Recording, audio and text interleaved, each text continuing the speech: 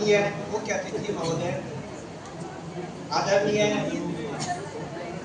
प्रधानाध्यापक महोदय, आदरणीय निर्देशक महोदय, आदरणीय उप प्रधानाध्यापक महोदय, आदरणीय वेंकटेश्वर सर और यहाँ उपस्थित हमारे सभी प्रोफेसर सर, मैडम एवं हमारे सभी साथीगण, मैं इन सबों का हार्दिक अभिनंदन करता हूँ और प्रोफेसर धनंजय सर जो कि इस प्रोग्राम के कोऑर्डिनेटर है, मैं उनको भी धन्यवाद देता हूँ और मैं हमारे सीनियर सिद्धि जी का भी धन्यवाद देता हूँ जिन्होंने मुझे स्टेज पर बुलाया और अच्छे टॉपिक पर बोलने का मौका दिया। आज के सेमिनार का जो हमारा विषय है समान नागरिक संहिता के वर्तमान पक्ष व विपक्ष में इसकी आवश्यकता का आलोचनात्मक विश्लेषण।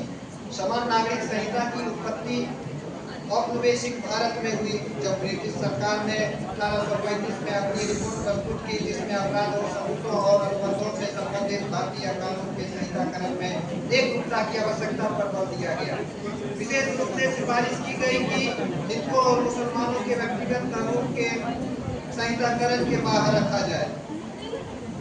समान नागरिक संहिता पर विधि आयोग द्वारा कही गई कुछ बातें, लिहाजा विधि आयोग ने अपना पक्ष रखते हुए कहा है कि जरूरी नहीं है कि एक एकीकृत राष्ट्र को समानता का आवश्यकता हो, बल्कि हमें मानवाधिकारों पर निर्विवाद तर्कों के साथ अपने मतभेदों को सुलझाने का प्रयास करना चाहिए।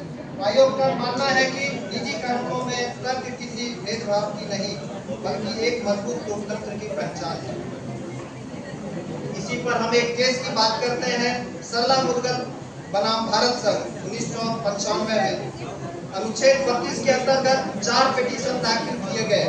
उपयुक्त परिस्थितियों में न्यायमूर्ति श्री कुलदीप सिंह तथा श्री R.M. सहाय ने यह निर्णय दिया कि बिना एक हिंदू पति का अपना पहला विवाह विच्छेद किए बिना इस्लाम धर्म स्वीकार करके दूसरा विवाह हिंदू विवाह अधिनियम 1955 के उपबंधों के अधीन अवैध है और पति द्वि विवाह के अपराध के लिए भारतीय दंड संहिता की धारा 494 के अधीन दंडनीय है।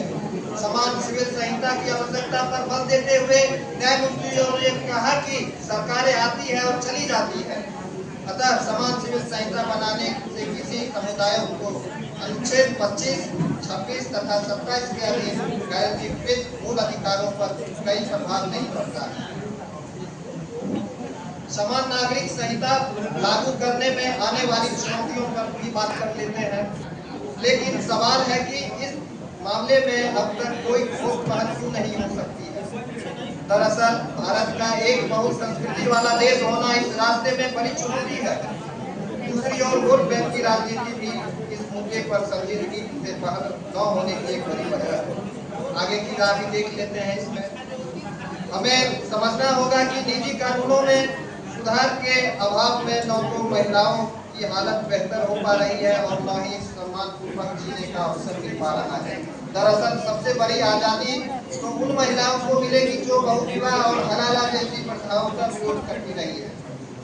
इससे न केवल समानता जैसे संविधान अधिकार को अमली जामा पहनाया जा सकेगा बल्कि समाज सुधार जैसी कई पहले भी कामयाब हो सकेगी। और अंत में लाइन और जन जन में खुशियां लाने वाला है, स्कूलों में फीस भी होगी एक समान, नेता मंत्री होता है अपराधी सब होंगे एक समान।